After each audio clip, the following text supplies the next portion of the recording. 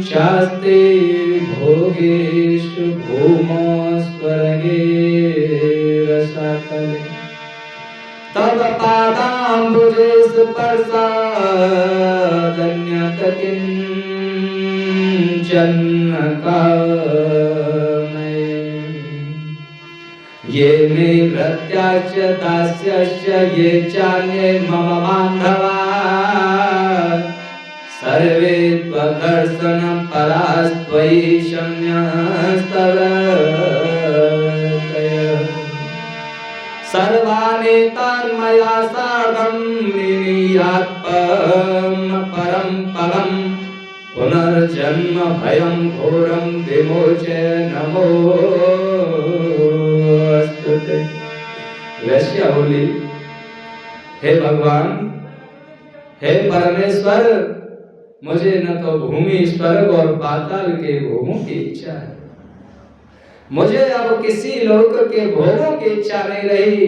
मुझे इस पृथ्वी लोक के भोगों को तो छोड़ दो, जहाँ पाताल के लोक हैं, स्वर्ग आदि के लोक हैं, उन भोगों की इच्छा भी मुझे नहीं है।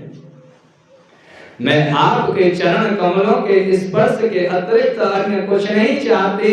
जो मेरे भृत्य तथा दासियां हैं, जो अन्य बांधव हैं, वे सब आपके दर्शन के लिए लालायित हैं और आप में ही चित्त की वृत्तियां लगाए हुए हैं। मेरे सहित सभी को अपने परम पद की प्राप्ति करा के पुनर्जन्म के घोर भय से छुड़ाइए। आपको नमस्कार है, नमस्कार है, नमस्कार है।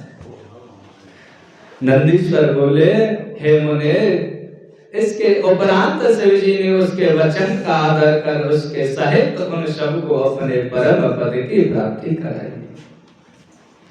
मैंने वैश्यनाथ के परम अवतार का वर्णन आपसे कर दिया, जो महानंदा को सुख देने वाला तथा भक्तों को सदा आनंद देने वाला है। शिव के अवतार रूप वैश्यनाथ का यह दिव्य चरित्र परम पवित्र सत्पुरुषों को शीघ्र सब कुछ देने वाला और महानंदा को परम सुख देने वाला तथा अद्भुत है। जो भक्ति सहित सावधान होकर इसे सुनता पढ़ता है, वह अपने धर्म से पतित नहीं होता और परलोक में उत्तम गति को प्राप्त करता है। नंदीश्वर ने जब कहा, हे मुने, भगवान ने उस नंदा नाम की जो वैश्या थी, महानंदा नाम की वैश्या, उसको परम गति प्रदान कर दी। कितने विस्मय करने की बात है, कितना चकित करने की बात है कि जो स्त्री पूरे जीवन पापाचार में लगी रही और भगवान के एक क्षण मात्र के केवल चिंतन से और वो परम गति की भागी हो गई। जो स्त्री व्यभिचार करने के लिए दिन रात लगी रहती संसार में, आज वो केवल इस भूमि के भोगों को छोड़ने के लिए नहीं, इन तीनों लोकों के भोगों को ठुकरा देती है। ना तो पाताल के भोगों की इच्छा उसको, ना स्वर्ग लोक के भोगों की इच्छा और ना ही अब पृथ्वी लोक के भोगों की इच्छा रही। और वास्तविकता यही सिद्धांत है। भगवान की भक्ति का तात्पर्य इतना है, भगवान की कथा का श्रवण का फल इतना है, क्योंकि व्यक्ति के जीवन से इच्छाएं निकल जाती हैं।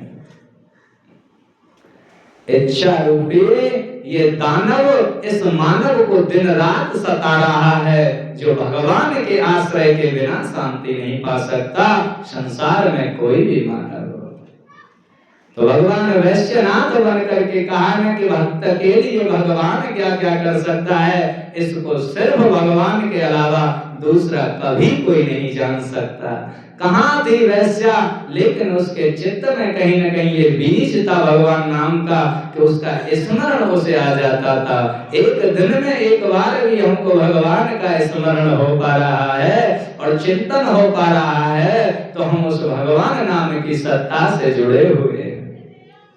ये जिम्मेदारी भगवान की बन गई कि हमारे जीवन में मंगल कैसे करेगा, हमारे जीवन में पावनता कैसे लाएगा, हमारे जीवन को पवित्र कैसे करेगा। ये जिम्मेदारी आपकी नहीं रही। अगर भगवान में थोड़ा भी चित्त लगाते हैं, 24 घंटे में अगर 20-24 मिनट भी हम चित्त लगाते हैं, तो कहाँ कहे कि कूड़ा और कहाँ धूल, कहाँ कीचड़ और कहाँ सुगंध। तो उसका वैश्य का जीवन कहाँ था, नरक में जीवन जी रही थी। लेकिन कहीं उसी भगवान के नाम के प्रभाव से वो अपने इस दुर्चरित्र को छोड़ करके भगवान की भक्ति में तत्पर हो गई और भगवान से बार बार यही वरदान मांगने लगी कि मुझे अपने चरणों में स्थान दे दो। भगवान बार बार बोलते हैं कि तेरे त्याग से मैं प्रसन्न हूँ, क्योंकि भगवान जब चिता में बैठे तो जब पति मान लिया 3 दिन के लिए तो समय पूरा नहीं हुआ, तो कहा कि मैं तो अभी पत्नी इन्हीं की हूँ, अभी पूरा समय नहीं हुआ है, तो पति को कैसे जलता देख लूं अपनी आंखों के सामने। तो जैसे ही छलांग लगाने वाली तो भगवान प्रकट हो जाते हैं। मैं तेरे त्याग से और तेरे इस सत्य से और पतिव्रत धर्म जो तूने दिखाया इससे प्रसन्न हूँ और तेरी भक्ति से, क्योंकि बलिदान के बिना अभी कुछ मिला ही नहीं किसी को। कहते हैं कि मिटाना पड़ता है तुझे पाने के लिए, और जो अपने को मिटाता है वही यह कह सकता है कि तू ही सब कुछ है। परमात्मा के लिए संसार में ऐसा कोई प्राणी नहीं कि जो प्रिय ना हो और परमात्मा के बिना ना हो। ईश्वर में, ईश्वर सत्ता से कौन सा ऐसा पिता होगा जिसे अपने पुत्र प्रिय न हो, लेकिन कहीं पुत्रों में दुष्चरित्र हो, दुष्कलंक हो, वो उसकी वजह से ही भले उसमें घृणा ग्लानि आदि हो जाए। इसी तरह से जगत का नियंता परमात्मा जिसने सारे संसार को बनाया, गृहस्थी सन्यासी वानप्रस्थी ब्रह्मचारियों को पैदा किया और माताओं को किया, और यहाँ तक के दुष्ट सज्जन अवगुण सगुण सबको उसने बनाया, लेकिन सब उसके प्रिय हैं। लेकिन यही सिद्धांत ये सिद्ध हो जाता है कि जो प्रिय धर्म आदि का आचरण करने वाला है वही उसका परम प्रिय बन सकता है, दूसरा कोई नहीं।